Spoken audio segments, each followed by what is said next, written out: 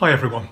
I don't know if you can remember times when you thought you had done everything that was expected or needed and were suddenly confronted with the reality that it was not working. It's not going according to plan. One of the biggest examples I remember from my time in IT was when our customer, a major company in the UK, had asked us to do something that had never been done before, something that raised some really difficult technical challenges. We looked at it and said, you can't do that. But something that, if we could work out how to do it, it'd be a big win for our company and be useful all around the world. I was responsible for working out how to do it. So we assembled a team of experts from a lot of different teams around the world and spent a week in a room working out how to do this, coming up with a solution. And we thought we had something really good. We worked out how we were going to present it to our customer and arranged a meeting with a lot of their senior people to explain it to them. And I was responsible for presenting our approach and showing how it would address their requirements. I'd only just started to explain it when one of their key people, a friend of mine, stopped me, stood up and told us that we had clearly misunderstood what they were looking for, and our solution was never going to do what was needed. It was not a great moment. It's also happened in church life. In the first church I was leading, we found out that the way we were making decisions about church life was totally inaccessible to a number of families from India. In India, they had been used to a totally different way of doing things, and we hadn't taken the time to discuss those differences with them and to see how we could move forward together with something that worked for everyone. And then in another church, we were suddenly confronted by some people who were totally deaf or profoundly hard of hearing, and told that some of the songs we were singing, some of the words we were using, were offensive to them and stopping them properly engaging in worship. And we see an early example of this sort of thing happening in the story we are looking at today.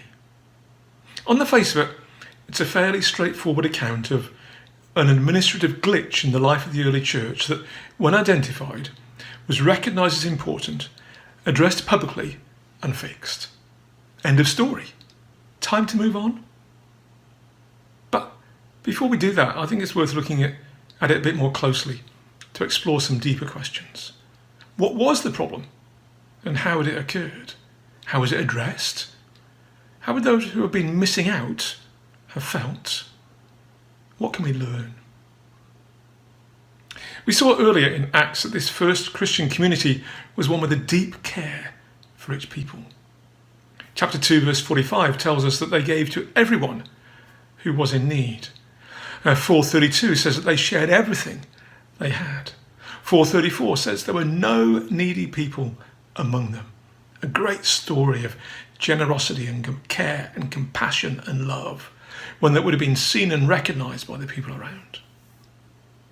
And one group that would have benefited from this generous sharing was widows. In that culture, without a husband to provide for them, they would have been dependent on others and they would have needed support, and this was something that the church was addressing. But a particular group of widows was missing out, those who are described as being part of the Hellenistic community. So we're suddenly introduced to the idea of two different groups in the church, the Hebraic Jews and the Hellenistic Jews. At its most basic, this was about language. The first group spoke Hebrew, while the second group primarily spoke Greek. But it probably also extended to how people lived and the sort of lifestyle they adhered to. And many Hebrew-speaking Jews would have looked down on their Greek-speaking counterparts, observed their non-Jewish behaviour, and been critical of them. Did any of this creep into the life of the early church? We know from later in the book of Acts that the introduction of non-Jewish people, referred to as Gentiles, into the church raised many questions. We might be seeing the first example of that, the first hint of that here. Or was it simply that there was a process put in place by the Hebrew-speaking majority which just didn't take into account the Greek-speaking community? Maybe they lived in different parts of the town. Maybe they were free at different times. Maybe they were not included in communication about it. We don't know. But something must have caused this particular group to be excluded. Was it deliberate choice? Lack of awareness? People not being seen as fully part of the community? Or something else? Discrimination, either conscious or unconscious, was taking place due to people speaking different languages, living in different ways, or excluded for other reasons. And it seems as though the widows themselves did not seem able to complain about this, so representatives of their community did so on their behalf. And they seem to be hoping that those in control of the situation, the Hebraic Jews, would take notice and do something about it. And that in itself suggests that at that moment there were cliques within the church. Some were part of the in crowd, while others were not. Some could make things happen, while others couldn't. Now, once the problem was identified, it was recognised as something that was wrong. It needed to be changed with immediate steps put in place to address it. And that's very positive. And I think it reasonable that the apostles, those first close followers of Jesus, recognised that their particular calling was to prayer and preaching and teaching, and that it was right for the resolution of the problem to be delegated to others. But the choice of the others is interesting. They were people, in their context men, who were full of the Spirit and wisdom, people who had been given divine insight and abilities that would help them in their task, people who were chosen and approved of by the whole church. And that's all very good. But from the fact that all had Greek-sounding names, it's very likely that they were all part of the Hellenistic group. And this could have been exactly the right thing to do.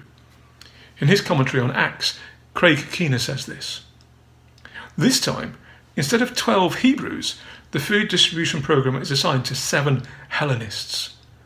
Because they belong to the offended minority, they have special sensitivity to both the minority's needs and perceptions, and they are less vulnerable to criticism than Hebrews would have been. Because they are genuinely people of the Spirit, they can be trusted not to treat Hebrews or others unjustly." Wise words from Craig Keener. I do understand it, and it makes a lot of sense, but it also raises some questions. Were these 7 to be responsible for food distribution to just the Hellenistic group in the church, or to everyone? And different people who've looked at it have different views on that. Why should it be the responsibility of the offended minority to fix the problem? Would it not have been better for the existing process to be extended, maybe including some of these Hellenistic believers, to result in a more integrated approach? Why is there no hint of an apology for this group of widows being ignored in the first place? Maybe it was there and Luke doesn't include it in his very short account. But maybe it was just seen as a problem that needed to be fixed, with no real reference to those who'd been left out. I've asked a lot of questions to which the text does not provide an answer. We may have different views on the answers to those questions, or even the validity of the questions at all, and that's okay. But the text does make clear that there was a positive outcome. Verse 7 tells us this: "So the word of God spread. The number of disciples in Jerusalem increased rapidly, and a large number of priests became obedient to the faith." The apostles were free to continue their ministry of preaching the word, which spread throughout the city.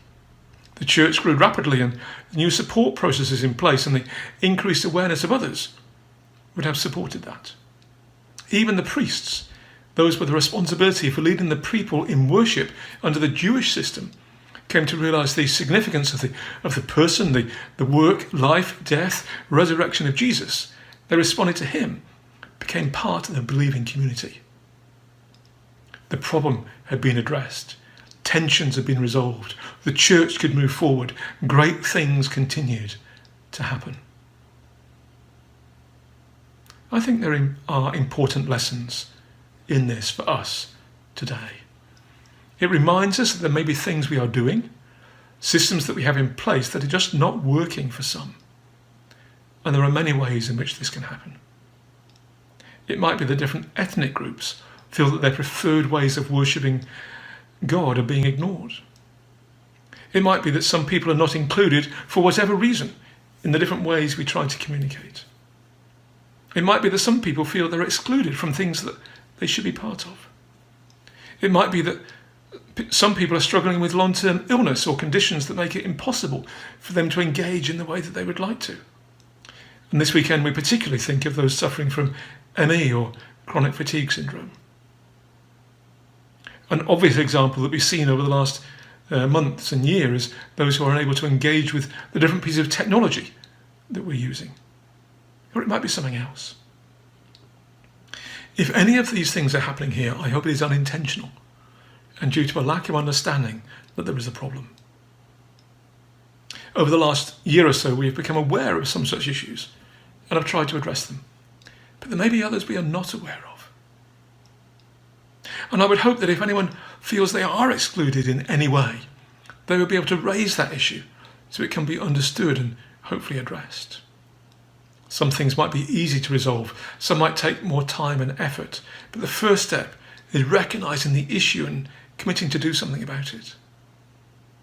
Friends, if there are unresolved issues and tensions, it will hinder us from being what God is calling us to be. It will hinder us from what God is calling us to do. It will reduce our level of unity. It will impact the blessing we can be to our town. So let's be aware of what is going on. Let's be prepared to examine the way we do things. Let's be prepared to listen when people express concerns. Let's be gracious when raising them. And let's work together